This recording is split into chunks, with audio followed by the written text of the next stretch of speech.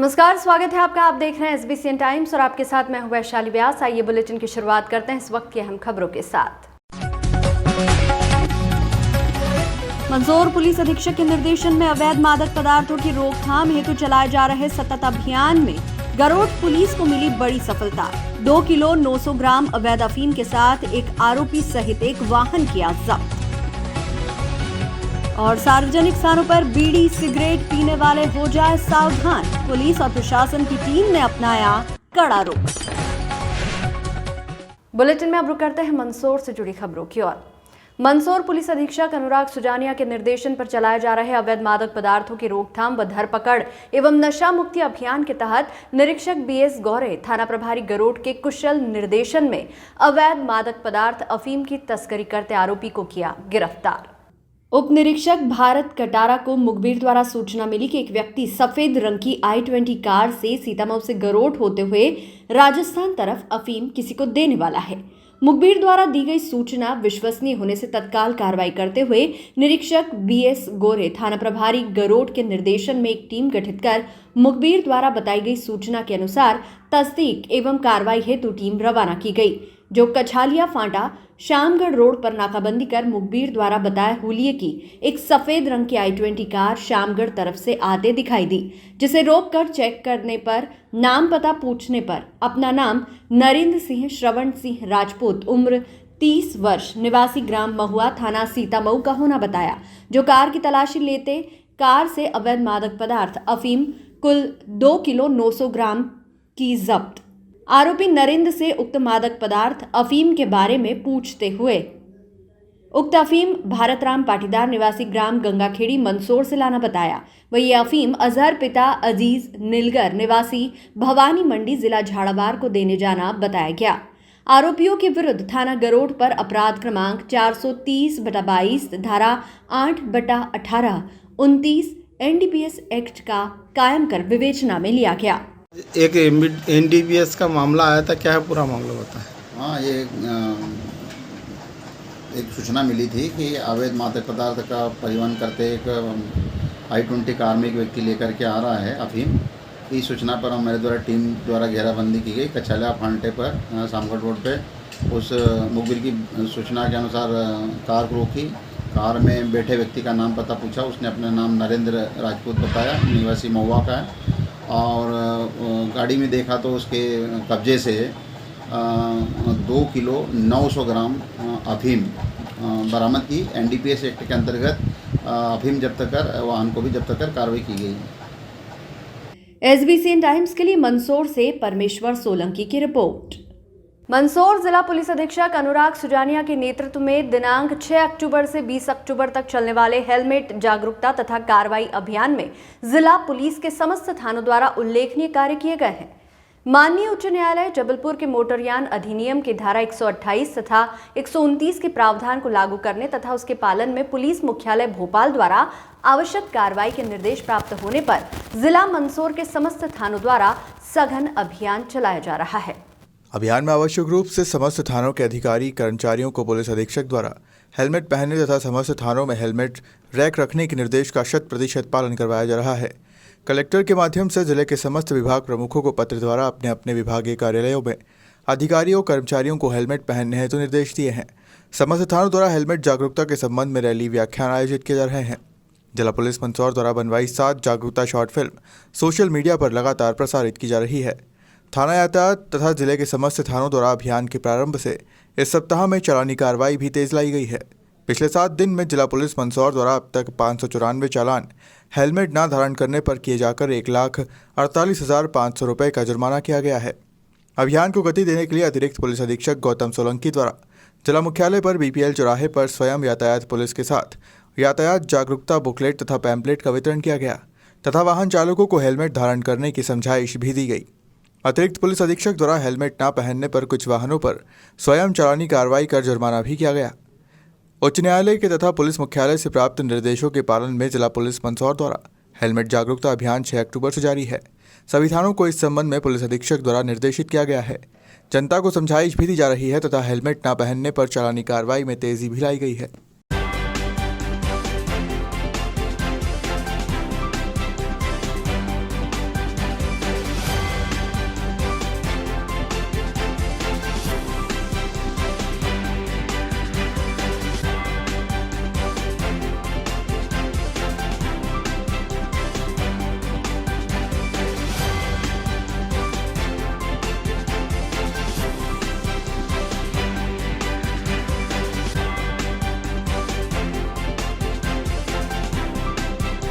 माननीय उच्च न्यायालय जबलपुर द्वारा निर्देशित किया गया था कि मोटर व्हीकल एक्ट की धारा 128 और 129 के जो प्रावधान है उनको सख्ती से जो है प्रदेश में लागू किया जाए।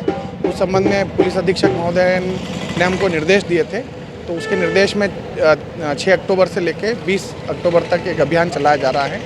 इस दौरान हमने मतलब हेलमेट को लेके, जागरूकता को लेके ज़िले के जो समस्त थाने हैं, सभी थाने अपने अपने स्तर पे व्याख्यान बैठक आयोजित कर रहे हैं, हेलमेट जागरूकता के लिए रैली निकाल रहे हैं और सभी थानों ने मतलब जो है अपने अपने अधिकारी कर्मचारियों को हेलमेट पहन के आने के लिए भी निर्देशित किया है और आम लोगों को जागरूक करने के लिए भी निर्देशित किया है।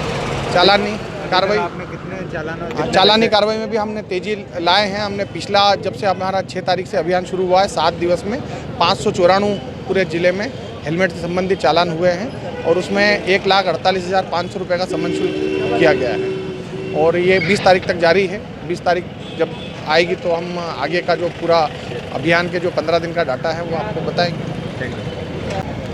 देखिए, अभी पुलिस मुख्यालय द्वारा एक अभियान चलाया जा रहा है जिसमें 6 अक्टूबर से लेकर 21 अक्टूबर तक जो 2 पहिया वाहन चालक आवश्यक रूप से हेलमेट धारण करें, इस संबंध में अभियान चलाया जा रहा है। मंदसौर पुलिस द्वारा भी अभियान चलाया जा रहा है और समय समय पर हमारे द्वारा इसमें कार्रवाइयाँ भी की जाती है ताकि हर व्यक्ति, आम आदमी जो 2 पहिया वाहन चलाता है आवश्यक रूप से हेलमेट का धारण करे। चूँकि सड़क दुर्घटनाओं में कमी लाने के लिए इसका उद्देश्य यही है कि हर व्यक्ति हेलमेट धारण करे। हमारे द्वारा इस संबंध में जागरूकता कार्यक्रम स्कूल, कॉलेज और जो हमारी विभिन्न संस्थाएं हैं वहाँ पर भी हम लोगों के द्वारा इस संबंध में पत्राचार किया गया है, शासकीय संस्थाएं, गैर शासकीय संस्थाएं, ताकि जो भी वहाँ पर उनके कर्मचारी हैं और जो आने वाले व्यक्ति है वो 2 पहिया वाहन चालक है वो आवश्यक रूप से हेलमेट धारण करें। आम जनता से क्या अपील कर रहे हैं? आम जन से यही हमारी अपील है कि अपने स्वयं की और परिवार की सुरक्षा के लिए हेलमेट आवश्यक रूप से धारण करें ताकि हम अपनी जान की सुरक्षा कर सकें। अगर आप अपने शहर या गांव में सार्वजनिक स्थानों पर बीड़ी, सिगरेट, तंबाकू का सेवन करते हैं तो जरा सावधान हो जाएं, क्योंकि अब ऐसा करना आपको महंगा साबित हो सकता है। इन दिनों पुलिस और प्रशासन की टीम सार्वजनिक स्थानों पर शराब, धूम्रपान का सेवन करने वालों के खिलाफ कड़ा रुख अख्तियार किए हुए है। ऐसे तमाम सार्वजनिक स्थान जैसे शहर, नगर व गांव के बस स्टैंड, बाग बगीचे, चौराहे पर यदि कोई शख्स बीड़ी, सिगरेट, तंबाकू जैसे धूम्रपान और शराब का सार्वजनिक रूप से सेवन करता है तो उनके खिलाफ कार्रवाई की जा रही है। गुरुवार को भी मंदसौर पुलिस टीम व नगरपालिका दल द्वारा नेहरू बस स्टैंड पर सार्वजनिक धूम्रपान करने वाले लोगों पर कार्रवाई करते हुए जुर्माना वसूला गया और उन्हें सार्वजनिक स्थानों पर बीड़ी, सिगरेट, तंबाकू का सेवन न करने की हिदायत दी गई। गौरतलब है कि तंबाकू नाश का कारण होता है। प्रशासन लगातार इसको लेकर जागरूकता अभियान चलाकर आमजन को तंबाकू से होने वाले नुकसान के प्रति जागरूक कर रहा है। बावजूद कई लोग धूम्रपान का सेवन करने से बाज नहीं आते हैं, लेकिन इन दिनों पुलिस और प्रशासन ने एक मुहिम छेड़ी है और इस तरह सार्वजनिक स्थानों पर धूम्रपान का सेवन करने वाले लोगों पर कार्रवाई कर उन्हें हिदायत दी जा रही है।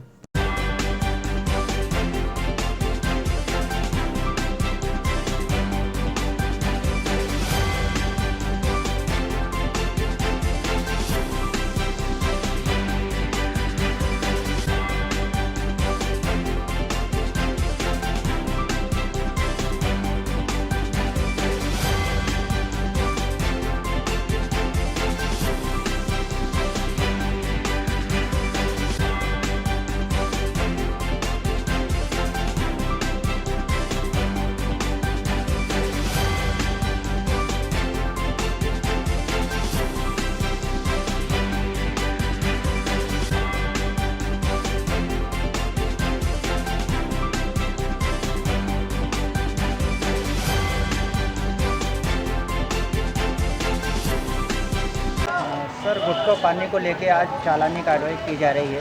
हाँ, बिल्कुल की जा रही है। 100 रुपये के चालान बना रहे हैं। जो भी अगर गुटखा पाउच या तम्बाकू, बीड़ी, सिगरेट पीता हुआ मिलता है उनके 100 रुपये के चालान बना रहे हैं। सर, कौन सी जगह की जा रही है? ये नेहरू बस स्टैंड मंदसौर पे की जा रही है। आपका शुभ नाम? मेरा नाम नरेश सिंह यादव। अभी कितने जनों को चालान बनाए थे अभी? अभी तो 4 जनों की चालान बनाए। बुलेटिन में यहाँ रुकेंगे एक छोटे से ब्रेक के लिए। आप बने रहिए हमारे साथ। रामपुरा पठार क्षेत्र में ग्राम गूगल खेड़ा के किसानों ने उनके कब्जे की जमीन सिंचाई योजना के भवन के लिए खाली कराए जाने का आरोप प्रशासन पर लगाते हुए बताया कि अन्य शासकीय भूमि उपलब्ध होने के बाद भी प्रशासन उनको परेशान कर उनकी जमीन हथियाना चाहता है। ग्रामवासियों का दावा है कि वे 40 वर्षों से उस भूमि पर खेती करते आ रहे हैं। अपनी मेहनत से उसे खेती योग्य बनाया, सिंचाई के साधन बनाए। अब उन्हें बर्बाद कर इस योजना से किसे आबाद किया जाएगा। इस संबंध में ग्रामवासियों का कहना है कि वे पिछली 2-3 पीढ़ियों से यहाँ पर काबिज हैं तथा बंजर भूमि को कृषि योग्य बनाकर अपना और अपने परिवार का पालन पोषण करते चले आ रहे हैं, किंतु शासन प्रशासन सहित सिंचाई विभाग का तुगलीकरण निर्णय हमारी समझ से परे है। इस संबंध में पूर्व मंत्री नरेंद्र नाहटा ने कहा कि अपनी मेहनत से गूगल खेड़ा वासियों ने बंजर जमीन को कृषि योग्य बनाया। अब उन गरीब किसानों को प्रशासन क्यों बर्बाद करना चाहता है? किसानों को बर्बाद कर कौन सा विकास प्रशासन करेगा और किसको आबाद किया जाएगा? नाहटा ने कहा कि रामपुरा पठार पर ही शासन द्वारा गांधी सागर के कारण विस्थापितों को ग्राम रावलीकुड़ी और करणपुरा में बसाया गया। करणपुरा के ग्रामवासियों को अभ्यारण्य के नाम पर हटाया गया। नाहटा ने कहा कि उनके इस सुझाव पर समूचे ग्राम को एक स्थान पर बसाया जाए की उपेक्षा की गई। अब उन गरीब किसानों के पास स्कूल और स्वास्थ्य जैसी बुनियादी सुविधाएं भी नहीं हैं। अनेक किसानों ने मुआवजे में मिली राशि का उपयोग केवल घर बनाने में ही कर लिया और भूमिहीन हो गए। नाहटा ने कहा कि वे उस विकास को समझ नहीं पा रहे हैं जो किसानों को बेरोजगार बना रहा है, खेती से वंचित कर रहा है और बर्बाद कर रहा है। यदि किसान ही नहीं होगा, उसके पास भूमि ही नहीं होगी, तो सिंचाई योजनाओं का उपयोग किसके लिए होगा? नाहटा ने मुख्यमंत्री से आग्रह किया है कि वह हस्तक्षेप करें और किसानों की समस्याओं का निराकरण करें। गूगल खेड़ा को लेकर बड़ा चर्चा का विषय बना हुआ है, क्या ऐसी समस्या? देखिए, ये बात केवल गूगल खेड़ा की नहीं है, ये विकास की परिभाषा हमारे नेता मनासा के क्या समझते हैं, ये उसकी बात है। वो कह रहे हैं मैं विकास कर रहा हूँ। आपने भी एक दिन मेरे को एक लिस्ट बताई थी, ये विकास हो गया, ये विकास हो। अब कैसा विकास हो रहा है, ये बात उसकी है। शुरुआत करते हैं अपन कंजारड़ा से। कंजारड़ा में एक सोलर प्लांट आ रहा है। उसके लिए जो 40 साल से सरकारी ज़मीनों पर जो किसानों का कब्जा था, मैं मान रहा हूँ कि सरकारी ज़मीन, उनने उसको विकसित किया, सिंचाई के साधन बनाए और वहाँ खेती कर रहे थे जो आखिर देश के ही कई उत्पादन बढ़ा रहे थे। आपने उनको बेदखल किया और वहाँ पे सोलर प्लांट आ। अब आप कह रहे हो कि रामपुरा पठार पे सिंचाई योजना आ रही है। आप कह रहे हो कि रामपुरा पठार पे सिंचाई योजना आ रही है। सिंचाई योजना का क्या मतलब होता है कि किसान को पानी की सुविधा, सिंचाई की सुविधा उपलब्ध कराएंगे। गूगल खेड़ा में जिन किसानों की 40 साल से ज़मीन पे जिनका कब्जा है, और ये वो किसान हैं जिनके पास और कोई ज़मीन नहीं। अब आप उन्हें बेदखल कर रहे हो क्योंकि सिंचाई योजना चालू करनी है। तो मेरा कहना है कि जब किसान ही नहीं बचेगा तो ये सिंचाई योजना किसके लिए लगा रहे हो? और आगे चलिए, एक आध उदाहरण नहीं है। करणपुरा में दुनिया जानती है, दिग्विजय सिंह जी ने हमारी योजना का उद्घाटन किया। हमने वहाँ पे उद्वन सिंचाई योजना बनाई। हमारे पास करणपुरा गांव में करीब 350 एकड़ ज़मीन थी। 350 एकड़ में 1-1 इंच पर पानी पहुँचा हमने करणपुरा। आपने अभयारण्य के नाम पे, विकास के नाम पे आपने करणपुरा के लोगों को विस्थापित कर दिया। वो पहले भी विस्थापित हुए थे जब करणपुरा बसाया गया था, उनको वहाँ से फिर हटा दिया आपने। अब मैंने तब प्रशासन से हाथ जोड़ के निवेदन किया कि अब आपको जिद्दी है, हटाना है तो हटा दो इनको, लेकिन जहाँ इनको बसाओ वहाँ इनका रोजगार के साधन हो, इनके बच्चों की पढ़ाई की व्यवस्था हो, इनके स्वास्थ्य के लिए सुविधा हो। मुझे आश्वासन दिया, कोई नहीं हुआ। सबको पैसे देके और धक्के मार के करणपुरा से निकाल दिया। अब आप उन करणपुरा वालों को ढूंढिए और देखिएगा कि वो जितना सा मामूली मुआवजा मिला उसमें उन्हें रहने के लिए एक छप्पर बना लिया, थोड़ी सी ज़मीन खरीद ली, एक छप्पर बना लिया और अब बेरोजगार हैं वो करणपुरा वाले। ये कैसा विकास हो रहा है अभयारण्य का? आगे आइए। जो शासन आपकी ज़मीनें ले रहा है, खेत की जो उपजाऊ ज़मीन है, इसके लिए आपने कलेक्टर में भी आवेदन दिया जी। तो ये ग्रीन को कंपनी जो है वो आपकी किस बेस के ऊपर आपसे ज़मीनें ले रही है? ये ज़मीन से हमको तो पता नहीं है। ये अंडरग्राउंड से इन्होंने इस ज़मीन को उनके कब्जे में लेने की कर रही, और हमारे 86 परिवार की ये ज़मीन है और इसमें हम बच्चों का पाल पोषण करते हैं। किसी में ट्यूबवेल लगा रखी है, किसी में कुआं भी लगा रखी है। ये दीवार खाई उसको उपयुक्त बना के उस पर हमारे बच्चों का पोषण करते हैं। और इसी ज़मीन को ये कंपनी ना जाने, हमको गाँव के लोग जानते भी नहीं है। इसकी ये कंपनी बोलती है कि हम यहाँ कंपनी लगाएंगे, या होई बेल्ट बनाएंगे और क्या पेयजन बनाएंगे, ऐसे बता के हमको गांव के किसान को परेशान करते हैं। फसल भी बो रखी है, हमको फसलों में अंदर घुस के वो नक्शा बनाता है, तो हमको भारी परेशानी करके इस ज़मीन को हड़प करने के लिए हम गाँव वासी सब लोग परेशान होते हैं। और इसकी कोई हमारी पुकार कोई आप कलेक्टर के अंदर गए थे, कलेक्टर ऑफिस में भी आपने आवेदन दिया है, तो वहाँ पे आपको क्या, वहाँ से क्या सूचना मिली? हाँ, से कलेक्टर साहब ने हमको बिठा के उन्होंने संतोष दिया। फिर एसडीओ साहब से बात की कलेक्टर साहब ने कि ये ज़मीन अतिक्रमण की बहुत से गांव में पड़ी है। जब एसडीओ साहब, कलेक्टर और एसडीओ हम आप दोनों मिलके जब तक मौके का स्टापिंग नहीं देखेंगे तो किसी को अपन हटा नहीं सकते हैं। तो एसडीएम साहब और तहसीलदार साहब यहाँ आए थे? तहसीलदार एसडीओ साहब आए थे, तो उन्होंने बताया कि भाई ज़मीन का 200 मीटर ज़मीन हमको चाहिए। तो 200 मीटर चाहिए, किसी को 2 एकड़ दो बीघा ज़मीन है, किसी को 1.5 बीघा है। वो सारी उनकी चली जाए तो साहब उसमें तो सारी चली जाती है, उनको क्या रहता है, मर गया तो का साल तो मर जाता है। इसके लिए हमने बताया साहब आप यहाँ पे कितने साल से इस गांव के अंदर आवास कर रहे हैं, कब से रह रहे हैं? साहब हमको कम से कम 200 के ऊपर गाँव होगा, हमारी 6, 8, 9 पीढ़ियाँ होती हैं। होल स्टेट की टीम का आपने यहाँ जो विधायक जी हैं उनसे संज्ञान में दिया कि नहीं दिया आपने? उनके गए थे, उनको भी हमने वो आपत्ति की, उनसे भी हुई। उन्होंने बताया नहीं ऐसे नहीं होगा, कंपनी लगाओ तो आप दूर लगाओ, गांव से 5 किलोमीटर दूर लगाओ, ऐसा हमारे सामने बोला, पर लेकिन उसका कोई निराकरण नहीं हुआ अभी तक। कलेक्टर ये विधायक महोदय यहाँ आए कि उन्होंने संज्ञान में ली कि नहीं जगह? मल्हारगढ़ क्षेत्र में हुई बेमौसम बारिश से सोयाबीन की फसल को काफी नुकसान हुआ है और अब हालात ये है कि कटी हुई सोयाबीन की फसल खलिहान व खेतों में अंकुरित होने लगी है। मल्हारगढ़ ब्लॉक कांग्रेस अध्यक्ष अनिल शर्मा ने गुरुवार को ग्रामीण क्षेत्रों में खेतों व खलिहानों में जाकर अंकुरित हुई सोयाबीन को देखा व किसानों से चर्चा की। बेमौसम हुई बारिश से सबसे ज़्यादा सोयाबीन की फसल प्रभावित हुई है। दाना भी काला पड़ गया है। इस कारण जो थोड़ी बहुत सोयाबीन हुई है वह भी औने पौने दामों में ही बिकेगी और अब अंकुरित भी होने लगी है। इस कारण हमें काफ़ी नुकसान हुआ है। सरकार हमें मुआवजा व बीमा कई राशि नहीं दे रही है। प्रशासन मात्र 15% भुगतान बता रहा है, जो कि किसानों के साथ अन्याय है। शर्मा ने आरोप लगाया कि शिवराज सरकार की मंशा किसानों को मुआवजा देने की बिल्कुल भी नहीं है। प्रशासन भी सरकार के इशारों पर कार्य कर रहा है।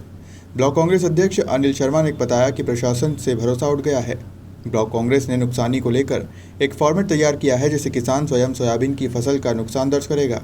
शर्मा ने कहा कि किसानों द्वारा भरे गए फॉर्मेट को इकट्ठा कर तहसीलदार को सौंपकर पर्याप्त मुआवजे की मांग की जाएगी। इस मौके पर जिला कांग्रेस के सचिव कन्हैयालाल पाटीदार, ब्लॉक कांग्रेस के महामंत्री अनिल मुलासिया, टिंकू बन्ना, किसान महेश सेन, जसवंत सिंह, प्रहलाद धनगर, चैनराम सिंघम, हीरालाल बारेट, नागेश्वर शर्मा, बाबूलाल नायक आदि मौजूद थे। मैं शिवराज जी मामा जी से कहना चाहता हूँ कि किसान बहुत मुसीबत में, बरसात के कारण सब फसल नुकसान में हो गई है। इसलिए जिस प्रकार कमलनाथ जी ने 2019 में सभी किसानों को मुआवजा दिया था, उस प्रकार बिना सर्वे किए सभी किसानों को पूर्णपात मुआवजा दिया जाए, ताकि सभी किसान खुशहाली से दीपावली मना सके। आपका नाम? मैं नागेश शर्मा, लुनाएड़ा से। अतिवृष्टि से क्षेत्र में सोयाबीन की फसल को काफ़ी नुकसान हुआ है। ब्लॉक कांग्रेस कमेटी मल्हारगढ़ लगातार ग्रामीण क्षेत्रों में खेतों में जाकर के सोयाबीन की फसल जो क्षतिग्रस्त हुई है उसका आंकलन कर रही है। और अब हालात ये हो गए हैं कि कटी हुई सोयाबीन और खलिहान में पड़ी हुई सोयाबीन अंकुरित होने लग गई है। इससे किसानों की चिंता और काफ़ी बढ़ गई है और कहीं कहीं सोयाबीन दागीली भी हो गई है, काली पड़ गई है। इस कारण से भी अब वो औने पौने दामों में ही बिकेगी। कांग्रेस लगातार शिवराज सरकार से मांग करती आ रही है कि किसानों को बगैर सर्वे के पर्याप्त मुआवजा दें। 2019 में भी जब माननीय कमलनाथ जी मुख्यमंत्री थे उस समय में भी अतिवृष्टि हुई थी और कमलनाथ जी ने बगैर सर्वे के किसानों को पर्याप्त मुआवजा दिया था और किसानों की दिवाली बहुत अच्छे से मनी थी। अभी भी समय वही है। तो मेरा शिवराज सिंह जी सरकार से निवेदन है कि वे तत्काल हमारे किसानों के खातों में पर्याप्त मुआवजे की राशि डालें। बड़े दुख की बात है कि जहां 80% सोयाबीन की फसल क्षतिग्रस्त हुई है, वहीं प्रशासन मात्र 15% सोयाबीन की फसल का नुकसान बता रही है। इसलिए ब्लॉक कांग्रेस कमेटी ने एक फॉर्मेट तैयार करा है। उस फॉर्मेट में किसान जो सोयाबीन की फसल क्षतिग्रस्त हुई उसका आंकलन करके और कितनी राशि की उसे क्षति हुई है वो भर करके देगा, और ब्लॉक कांग्रेस कमेटी ऐसे सारे फॉर्मेट को लेकर के और सीमांत तहसीलदार महोदय मल्हारगढ़ को प्रेषित कर उनसे मांग करेगी कि इसी आधार पर हमारे अन्नदाता किसानों को मुआवजा दिया जाए। अनिल शर्मा, अध्यक्ष ब्लॉक कांग्रेस कमेटी मल्हारगढ़। जिले के गांव मुंदड़ी में सरपंच व उसके भाई पर भूमि विवाद में युवक के साथ मारपीट करने का मामला सामने आया है। युवक जो कि मंदसौर शहर का रहने वाला है और उनका मुंदड़ी गांव में एक निर्माण चल रहा है, उसी पर अतिक्रमण की बात करते हुए सरपंच और भाई द्वारा मारपीट करने का आरोप लगा है। मारपीट में घायल युवक जिला अस्पताल में भर्ती है। वहीं मामले में वाईडी नगर थाना पुलिस ने प्रकरण भी दर्ज किया है। दरअसल मंदसौर शहर के दरसिंहपुरा निवासी रमेश चंद्र उर्फ गणपत कुमावत ठेकेदार के साथ बीती शाम संजीत रोड मुंदड़ी में गांव के ही नरेंद्र मालवी ने मारपीट की। कुमावत के मुताबिक मारपीट करने वाले नरेंद्र के साथ उसके भाई गांव के सरपंच भी शामिल थे। घायल ठेकेदार गणपत कुमावत जिला अस्पताल में भर्ती है। वहीं मामले में वाईडी नगर थाने में मामला भी दर्ज करवाया गया है। घायल का कहना है कि लाख कहने के बाद भी पुलिस द्वारा सरपंच का नाम एफआईआर में नहीं लिखा गया। फिलहाल पुलिस मामले की जांच कर रही है। गणपत मेरा नाम गणपत है और आधार कार्ड में रमेश चंद है। हाँ, क्या कहेंगे? रमेश चंद है। तो मेरे वहाँ पे दरवाजा है पीछे वो सांस की भूमि में, तो वो दरवाजा बंद करो। तो मैंने कहा कागज वागज वो बता दो, सांस की भूमि है तो पड़त भूमि तुम्हारे बनेगा तो जब बंद कर देंगे भले। तो तू ये कहने वाला कौन है? सरपंच ने, उसका भाई ने और जन्ने थे उसके साथ में, उसके भाई उसके लड़के भी थे, उसकी पत्नियाँ भी थी, सब ने मिल के मारा हमें। ये सब हमारा पैर में फ्रैक्चर आ गया मेरे, और ये कान का पर्दा भी फट गया मेरे, ये होठ फट गया मेरे। क्या विवाद क्या था? वो विवाद ये इसी दरवाजे के पीछे। कहाँ का मामला ये मुंदड़ी भी मेरे रजिस्ट्री का पलाड़े मेरे पे दुकानें बना रखी मैंने, तो उसने इसलिए उसने पीछे बहुत लोगों को परेशान कर रहा है। उसको खेत भी अवैध है, पीछे सांस की उम्मीद सब है। उसने बोला मैंने 25 लाख रुपए 30 लाख रुपए में चुनाव में लगाए मैंने, तो वो तो वसूल करूँगा के। तो ये तो मेरी ज़मीन है, तेरी क्या, तू तो मंदसौर रहने वाला है। ये तो सांस की उम्मीद तो मेरे सरपंच मेरी है। अच्छा। हाँ। और सरपंच राजेश मालवी और उसका भाई नरेंद्र मालवी। तो उन्होंने बोला कि दरवाजा बंद नहीं करा आज तो इतना हमारा तेरे को मर्डर कर देंगे, खत्म कर देंगे जान से। क्या डर है आपको? डर तो है ना साहब। जब रिपोर्ट करवाने गए वहाँ, वो मार के मेरे को खुद ही गाड़ी में नाक के ले गए वहाँ। तो वहाँ बोला कि तो रास्ते में बोला कि ऐसा ऐसा करवा देंगे, केस डलवा देंगे। तो फिर वहाँ जाया, मेरे धक्की बंदी क्या करूँ? तो थानेदार साहब बोला तुम मार के कैसे लाए इसको? पहले तो इस आदमी को मार के कैसे लाए? खुद भी होता हमको वहाँ बुलाते, एफआईआर करो इनके नाम की। तो एफआईआर करने लग गए। टीआई साहब भी आए कि एफआईआर करो इनके नाम की। तो उन्होंने फिर उससे ऊपर से फ़ोन दबाव लगवाया, नहीं करवाया, उसका नाम हटवाया सरपंच ने, और उसके भाई का ही करवाया ने। टोटल कितने लोग थे मारपीट करने वाले? वो 10-15 जने थे पूरे। हाँ, तो कितने लोगों पे एफआईआर दर्ज हुई है? एफआईआर तो बस ये वो नैनन के ऊपर हुई, और बाकी वो साथी थे, अन्य साथी जो तो उनकी पत्नियां थी, उनके पास लड़के थे, सब ने मारा। मेरे पास वीडियो भी है। क्या नाम आपका? मेरा नाम रमेश चंद। कौन सा वीडियो? इस बुलेटिन में फिलहाल इतना ही। लगातार न्यूज अपडेट्स के लिए देखते रहिए SBCN टाइम्स। नमस्कार।